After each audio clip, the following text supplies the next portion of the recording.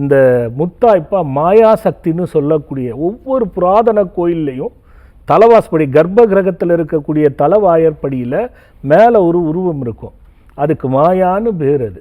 அது நேரடியான சில விஷயங்கள், இந்த மாதிரி மரணங்கள், அகால மரணம், அது தற்கொலை மரணம், இந்த இயற்கை மரணம், சிவலோக பதவி, முத்தி அடைந்தார், இந்த 5க்கும் முத்தாய்ப்பாக இருக்கக்கூடிய எந்த ஒரு கர்மாக்களின்படி விதி நிர்ணயிக்கப்பட்டு மரணம் இருக்குமானால் அதை தடுக்க வல்லது தான் அந்த மாயா சக்திங்கிறது. அதை கணக்கு போட்டு தான் நான் அதை உருவாக்கினேன். ஆக இதை நாம் மனசால் ஒவ்வொருத்தரும் நினச்சிக்கிறோம். அவங்க கிளம்புன சூழ்நிலை, யாரை கேட்டு கிளம்புனாங்க சூழ்நிலை, அவங்களுக்கு பட தடுங்கள் வந்திருக்கும், கண்ணுக்கு தெரிஞ்சிருக்காது, போகிற ஆர்வத்தில் இருந்திருக்கலாம். அல்லது இப்போ மாலை போட்டவர் ஒருத்தர் தண்ணி அடித்து நிறுத்துறதுக்காக மாலை போடுறாரு. அவரால் முடியல, மாலை போட்டால் தான் ஒரு கட்டுப்பாடு வருது அவருக்கு. அப்படி அந்த மாலையை கழட்டிட்டு வந்தால் உடனே குடிக்க போகிறாரு. அவர் மனசில் எப்படி பக்தி இருக்கும்? ஒருவன் நான் எந்த நான்வெஜ்ஜும் அசைவமும் சாப்பிடுவதில்லை அப்படின்னு சுத்தமாக இருப்பான். அவனை யாராலையும் மாற்ற முடியாது. ஆனால் பக்தி சிறிதும் இருக்காது. ஒருத்தன் பயங்கர பக்திமானா பட்டையும் கொட்டையும் போட்டுட்டு இருப்பான், நல்லா அசைவம் சாப்பிடுவான். அவன் போய் கோயிலில் கும்பிட்டுட்டு இருப்பான். 2 பேரும் போகும் பொழுது இந்த அசைவம் சாப்பிடுறவனுக்கு மீன் குழம்பு வாசனை வராது. இவன் போனவனுக்கு கோயிலுக்கு போகும்பொழுது அப்பா இங்கே எங்கேயோ மீன் குழம்பு இருக்குது அப்படின்னு சொல்லுவான். இப்போது இதை யார் போய் கண்டுபிடிக்க முடியும்?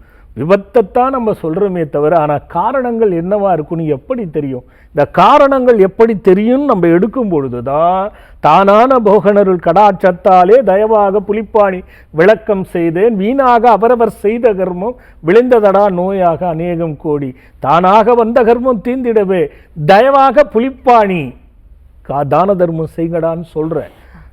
தேனான தான தர்மம் செய்யாவிட்டால் தேகம் இது நோயிட்ட பாண்டமாகும், தேகம் இது அழியும் பாண்டமாகும், அவரவர் செய்வ கர்மத்துக்கு வினையை தீர்த்துக்கோங்கன்னு பாடினாங்களே.